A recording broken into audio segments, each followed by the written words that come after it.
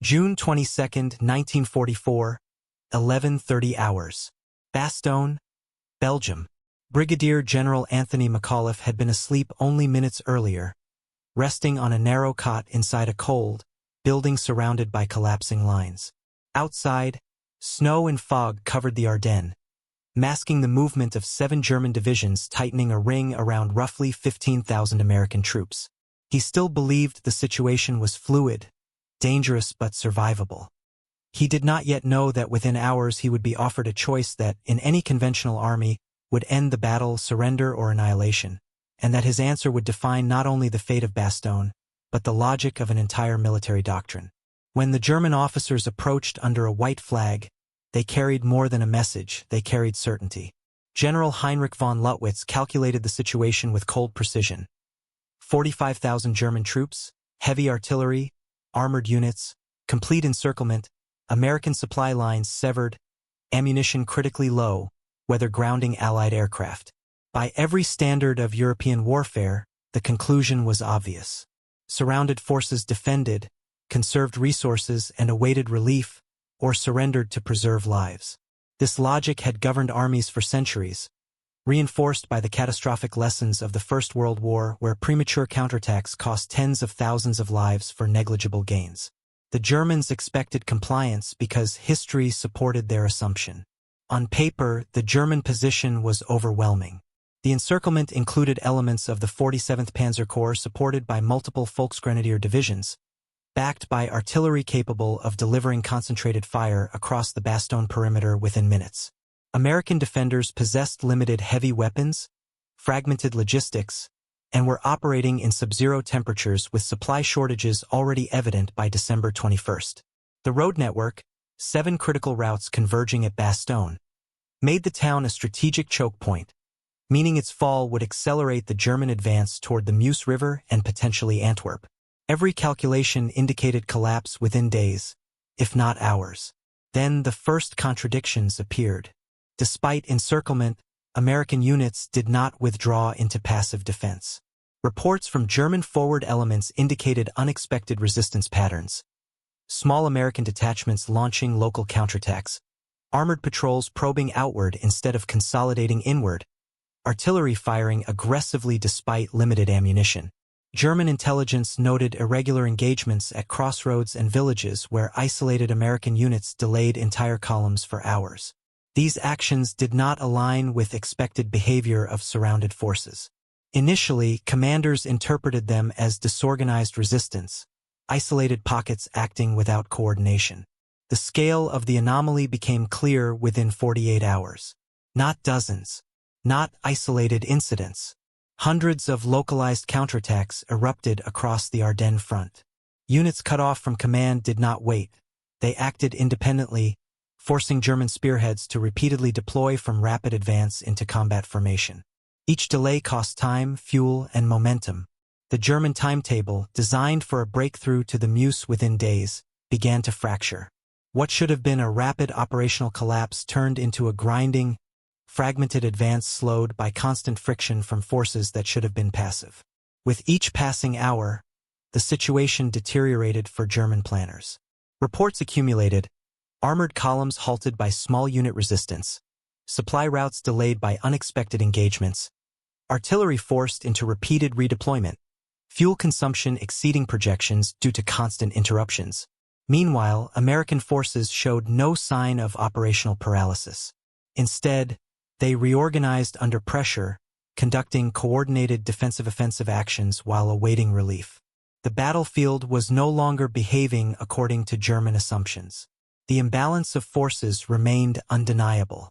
German forces possessed numerical superiority, concentrated armor, and operational initiative.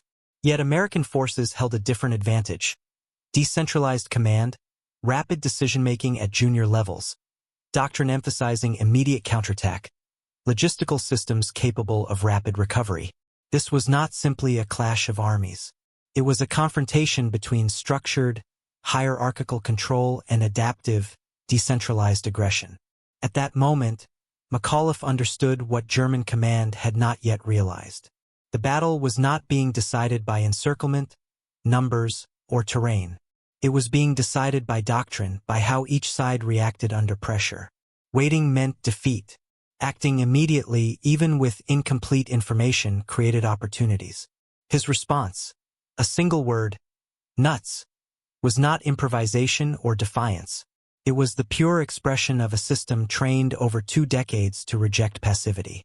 The outcome was no longer uncertain in principle, only in cost and duration.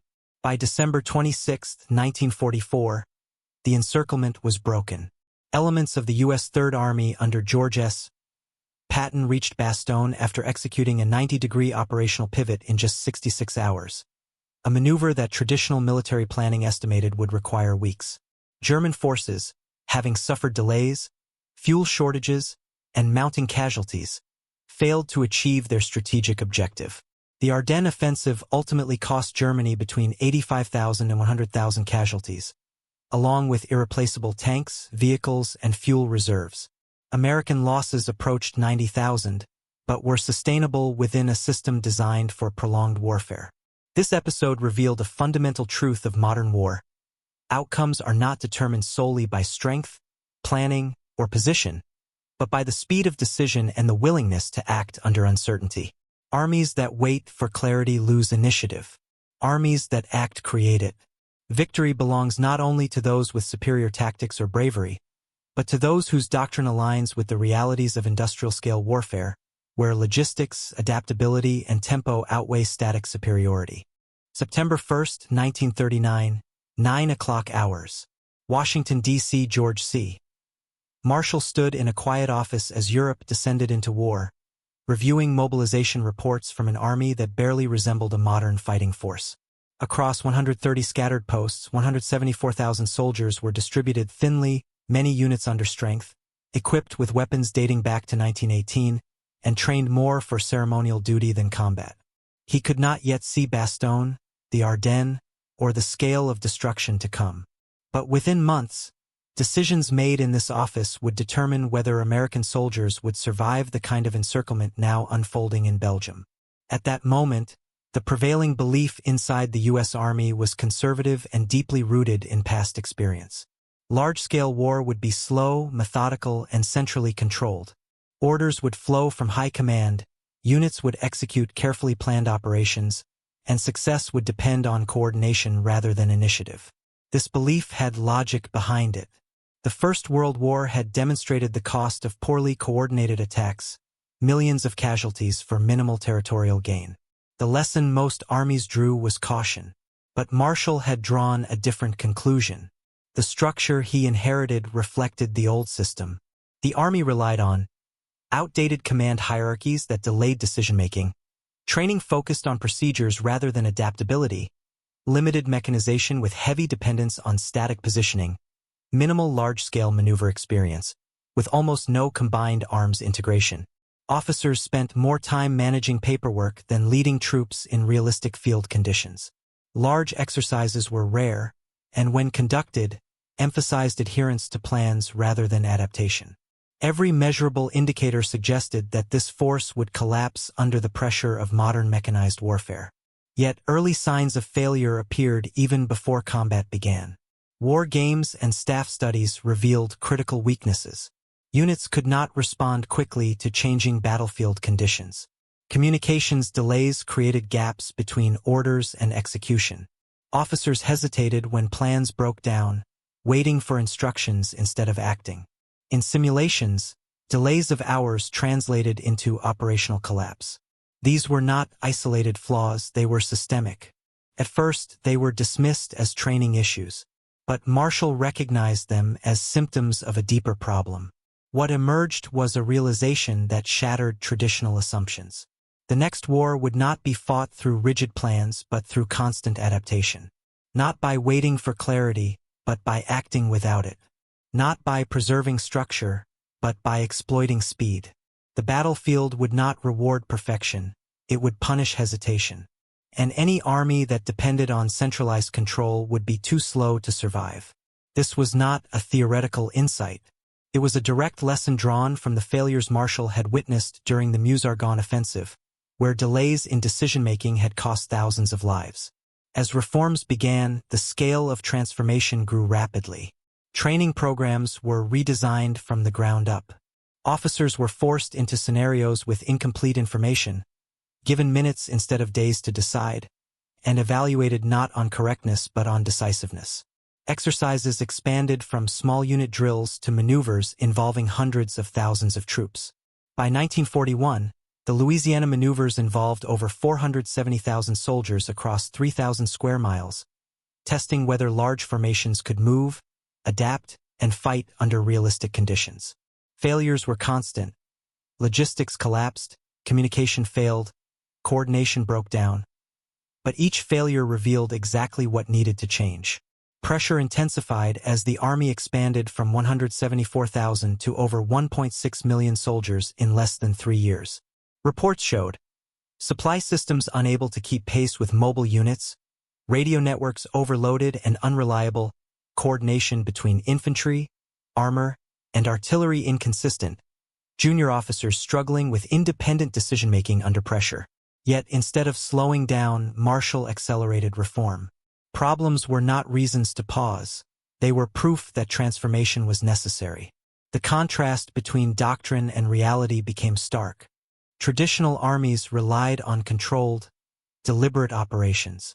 The emerging American system relied on speed, initiative, and decentralized execution. One side minimized risk through planning. The other accepted risk as unavoidable and compensated through momentum. This created a fundamental divergence in how battles would be fought. European doctrine prioritized stability. American doctrine prioritized tempo. At a critical point, Marshall understood something that many senior officers resisted. The outcome of future battles would not depend on how well plans were written, but on how quickly they could be abandoned. Junior officers had to think, not wait. Soldiers had to act, not react. This meant breaking centuries of military tradition. Authority had to move downward. Initiative had to be rewarded. Mistakes had to be tolerated if they resulted from action rather than hesitation. From that moment, the trajectory of the U.S. Army changed irreversibly. By the time the United States entered the war in December 1941, the transformation was incomplete but irreversible. Doctrine had been codified, training restructured, leadership reshaped.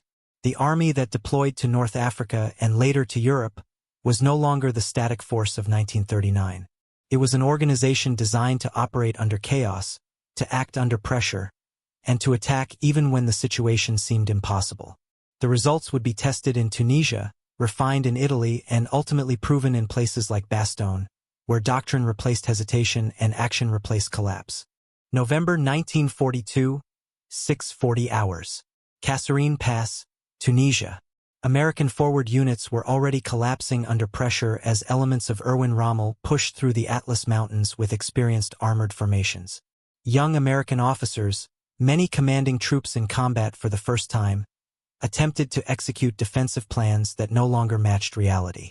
They did not yet realize that within 72 hours, this battlefield would expose every weakness in American doctrine and force its transformation under fire. At that moment, American command still believed that organization and firepower would compensate for inexperience. Units were expected to hold positions, maintain defensive lines, and coordinate responses through higher headquarters. This assumption followed traditional Allied logic: absorb the, stabilize the front, then counterattack deliberately. The reasoning was sound. German forces had superior tactical experience, better coordination, and more effective use of combined arms.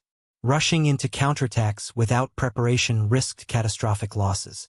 On paper, the American position appeared sustainable.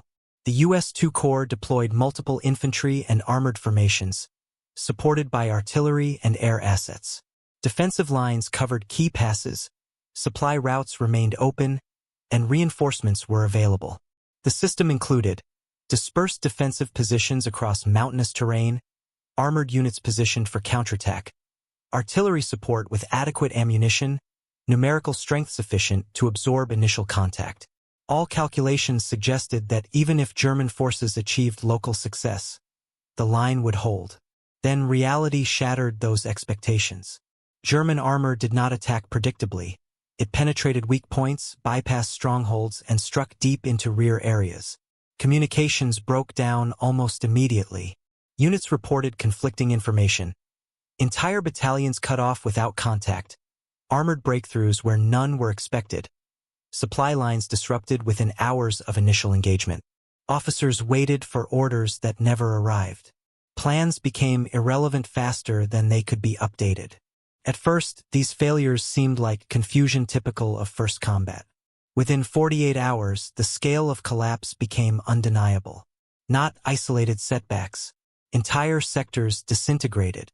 American forces retreated up to 50 miles, abandoning equipment, losing cohesion, and suffering over 6,000 casualties, including 3,000 captured or missing.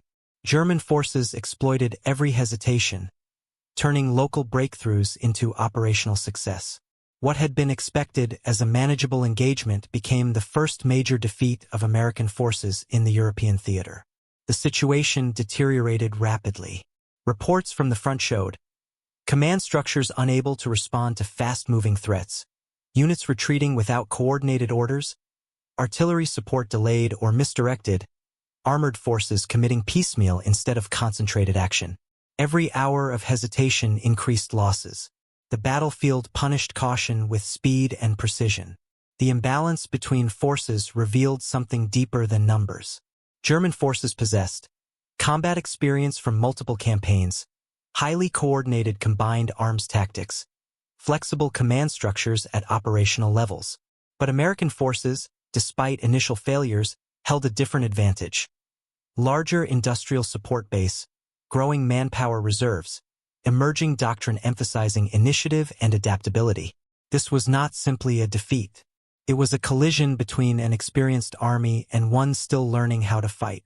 At a critical moment, American commanders began to understand what had gone wrong.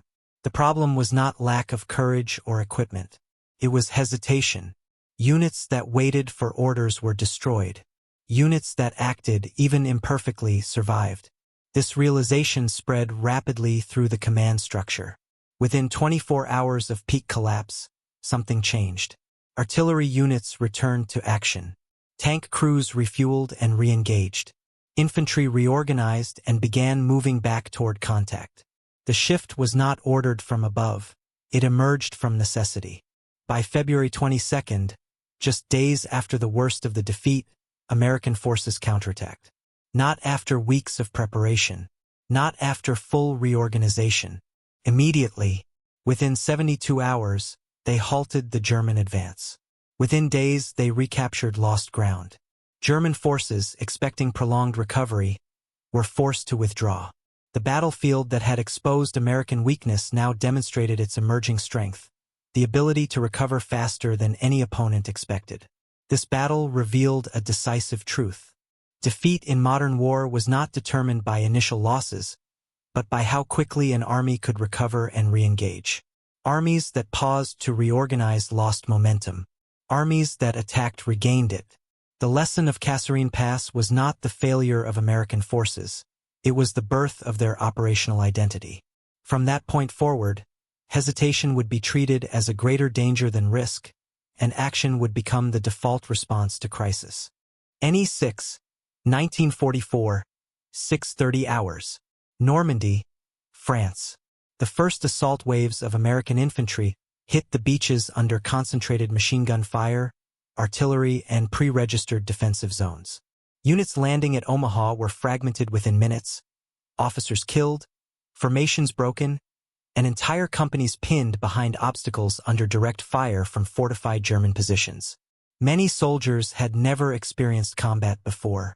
They could not yet see that within hours, the same doctrine forged after Kasserine would determine whether they remained trapped on the shoreline or broke through into France. At that moment, expectations were grim even among Allied planners.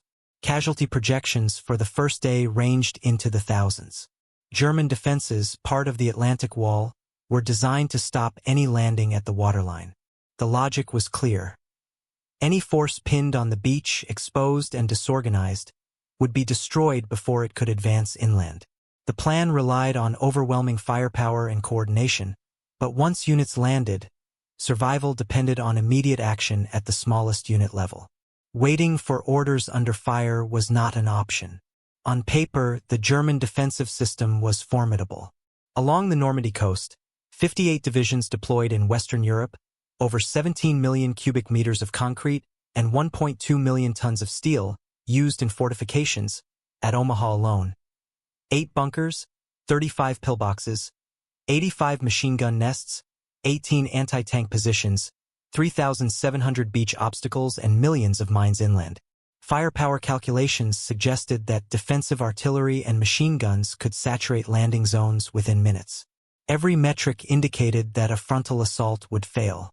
Then the first breakdowns in expectation appeared. Naval bombardment failed to destroy many key positions. Landing craft drifted off course, units landed in wrong sectors, communications collapsed almost immediately. Reports from the beach described chaos. Companies mixed together without command structure. Officers killed before issuing orders. Units pinned behind obstacles with no clear direction. Entire assault plans rendered irrelevant within minutes. Initially, this appeared to confirm German expectations that the invasion would stall at the shoreline. But the scale of what followed defied those assumptions. Not coordinated divisions. Not carefully planned advances. Hundreds of small groups, squads, platoons, fragments of companies began moving independently. Soldiers led by sergeants and lieutenants made decisions on the spot. They did not wait to regroup or reestablish command chains. They attacked, climbing bluffs, bypassing strong points, assaulting machine gun nests from unexpected angles. The battlefield fractured into hundreds of micro-engagements, each driven by initiative rather than orders. As hours passed, pressure intensified across the entire front. German defenders reported positions attacked from flanks instead of frontally, artillery directed by forward observers improvising under fire, naval gunfire called dangerously close to friendly positions, continuous arrival of new assault waves replacing losses. Every destroyed landing craft was replaced. Every suppressed position was targeted again. The system feeding the assault appeared inexhaustible. The contrast between forces became decisive. German defenders possessed fortified positions with pre-planned fire zones, experienced units trained in defensive warfare, concentrated machine gun and artillery support. But American forces operated with decentralized command allowing immediate action, overwhelming naval and logistical support, continuous reinforcement cycles replacing casualties in real time. This was not a battle of positions. It was a battle of tempo and regeneration. At a critical point, German commanders began to understand what was happening. The invasion could not be stopped at the beach because it did not behave like a single coordinated attack. It adapted continuously. Every gap was exploited immediately. Every delay was temporary. The system feeding the assault ships, artillery, logistics, ensured that losses did not slow momentum. By midday, the outcome was no longer about holding the shoreline. It was about how long the defense could delay the inevitable breakthrough. By the end of June 6th, Allied forces had secured footholds across all 5 beaches. Despite approximately 2,400 American casualties at Omaha alone, the German defensive system had been breached. The Atlantic Wall, designed to prevent any landing, had failed within a single day. Reinforcements continued to arrive at a rate of thousands of troops and vehicles per hour, transforming the invasion from a fragile landing into a permanent front. This battle demonstrated a critical reality of modern warfare. Defensive strength, planning, and fortifications could delay an attack, but could not stop an enemy capable of continuous adaptation and reinforcement. Victory no longer depended on holding ground alone, but on sustaining momentum under chaos. Armies that relied on fixed systems broke when those systems failed. Armies that empowered individuals to act could continue fighting even when everything else collapsed. December 16, 1944, 5:30 hours. Ardennes Forest, Belgium. Dense fog and heavy snow grounded Allied aircraft as German artillery opened fire across an 85-mile front, signaling the start of the last major offensive in the West. American frontline units, many thinly spread and exhausted, were struck with complete tactical surprise. Within hours, communications collapsed, positions were overrun, and entire formations began to fall back. Few understood yet that this offensive, involving 30 divisions, 250,000 men, and nearly 1,000 tanks, would test every principle the U.S. Army had built over the previous 5 years. At that moment, German command believed the plan was decisive. The objective was clear: break through the Ardennes, cross the Meuse River, capture Antwerp, and split Allied forces. The logic was based on speed and surprise. American units, still recovering from months of offensive operations, were expected to collapse under pressure. Once the breakthrough was achieved, Allied coordination would fail, forcing a political crisis that could end the war in the West. Given the weather, terrain, and initial success, German commanders had strong reasons to believe the plan could work. On paper, the German offensive was formidable. The attacking force included elite panzer divisions equipped with heavy armor, concentrated artillery for breakthrough operations, experienced units redeployed from the Eastern Front, operational surprise achieved through radio silence and deception. American defenses, by contrast, were thin. Understrength divisions spread across wide, limited reserves in immediate proximity, disrupted supply and communication lines, inexperienced units holding key sectors. Initial calculations suggested rapid German penetration and operational collapse of the Allied line. Then the first irregularities emerged. Despite surprise and pressure, American units did not uniformly disintegrate. Reports indicated scattered resistance. Isolated platoons holding crossroads longer than expected, small units launching counterattacks despite being outnumbered, rear area troops forming ad hoc defensive positions, artillery units firing even while relocating under pressure. These actions appeared uncoordinated, even desperate. At first, German command interpreted them as isolated pockets of resistance. But the scale of disruption grew rapidly. Not dozens, hundreds of small engagements slowed the advance. Each delay forced German units to deploy into combat formation, consume fuel, and lose momentum. The offensive depended on speed. Instead, it encountered friction at every level. Roads became congested. Supply columns fell behind. Timetables slipped. The breakthrough, designed to unfold in days, began to stretch into a prolonged engagement. As hours turned into days, the situation worsened for the attackers. Reports showed fuel consumption exceeding projections due to constant halts, armored units delayed by resistance at key junctions, supply lines stretched and vulnerable, increasing coordination problems as units advanced unevenly. Meanwhile, American forces, though initially disorganized, began to stabilize and reorganize faster than expected. The contrast between the two sides became decisive. German forces possessed operational initiative and concentrated armor, experienced troops capable of rapid breakthrough, initial superiority in local engagements. But American forces held decentralized command allowing rapid recovery, superior logistics enabling sustained operations, doctrine emphasizing immediate counterattack even in retreat. One side depended on maintaining momentum. The other adapted to losing it and then regained it. At a critical moment, Allied command reframed the entire situation. On December 19, Dwight D. Eisenhower gathered senior commanders and described the offensive not as a disaster, but as an opportunity. German forces had exposed themselves outside defensive positions. They could now be attacked and destroyed in the open.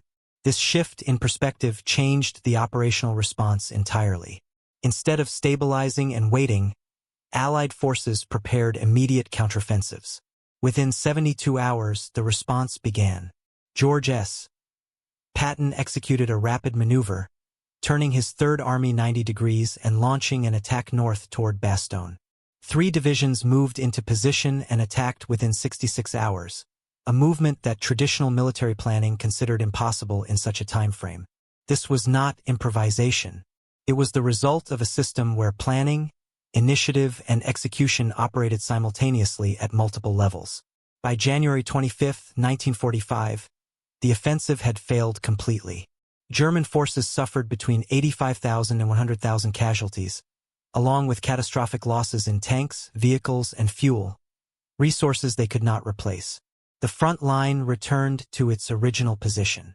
The last major German offensive in the West had ended in strategic failure. American losses were heavy, approximately 90,000 casualties, but sustainable within a system designed for prolonged war. This battle confirmed a decisive principle. Operational success in modern war does not depend on avoiding chaos, but on functioning within it. Plans collapse. Lines break. Communications fail. The decisive factor becomes how quickly an army can adapt, reorganize, and strike back. Armies that rely on perfect conditions lose when those conditions disappear. Armies built for uncertainty continue to fight and ultimately prevail. December 26, 1944, 1650 hours. Bastogne, Belgium. The lead tank of Company C, 37th Tank Battalion rolled through German fire into the perimeter, its hull marked with mud, ice, and battle damage.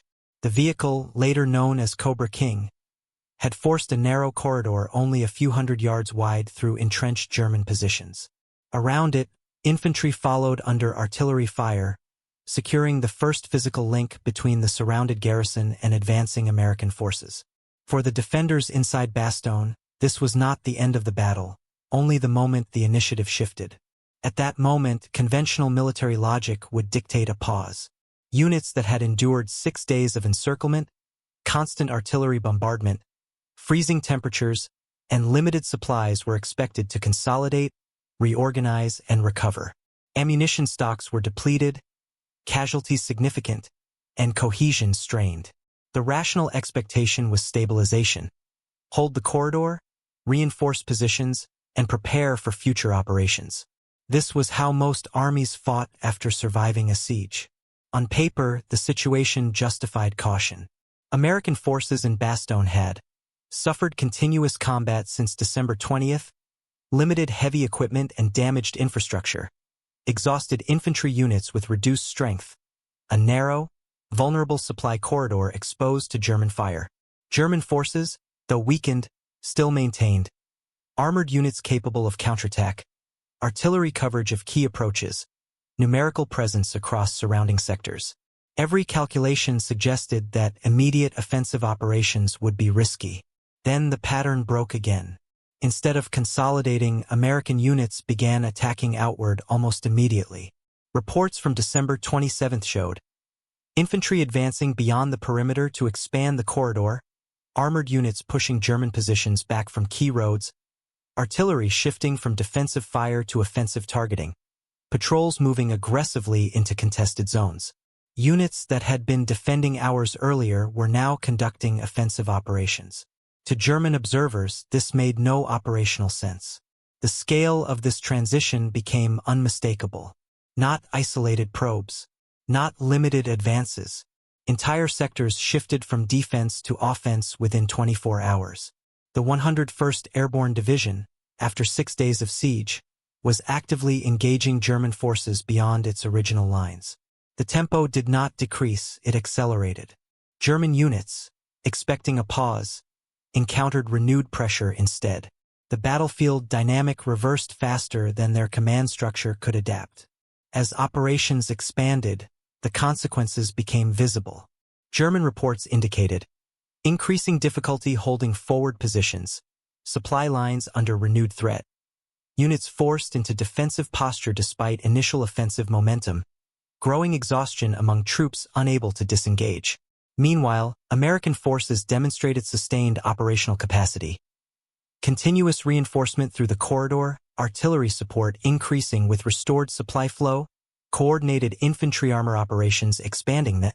The initiative had shifted completely. The contrast between the two sides reached its final stage. German forces retained experienced troops hardened by years of combat, tactical proficiency in defensive and offensive operations, remaining armored assets capable of localized resistance. But American forces now possessed restored logistical flow enabling sustained combat, operational momentum driven by continuous action, decentralized command maintaining pressure across all sectors. One side had lost the ability to dictate the pace of battle. The other controlled it entirely. At this point, German command recognized the critical failure. The offensive had not only stalled, it had reversed. The inability to force a decisive breakthrough, combined with mounting losses in fuel, vehicles, and manpower, meant that continued operations would only accelerate defeat. The initiative, once lost, could not be regained against an opponent that refused to pause. The outcome was no longer uncertain. It was inevitable. By January 25, 1945, the Ardennes salient had been eliminated. German forces retreated to their original positions, leaving behind destroyed equipment, abandoned vehicles, and tens of thousands of casualties. The offensive had consumed irreplaceable resources, particularly fuel and armored vehicles, that Germany could no longer replace. The Western Front stabilized permanently in favor of the Allies. Bastogne, once surrounded, became a symbol not of survival, but of operational reversal.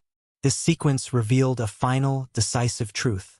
Modern war is not decided at the moment of greatest pressure, but at the moment of response. Armies that survive and immediately transition to offense transform defense into victory. Those that depend on a single breakthrough must succeed quickly or fail completely. The difference lies not only in strength or planning, but in doctrine, in whether an army is built to endure chaos or collapse under it.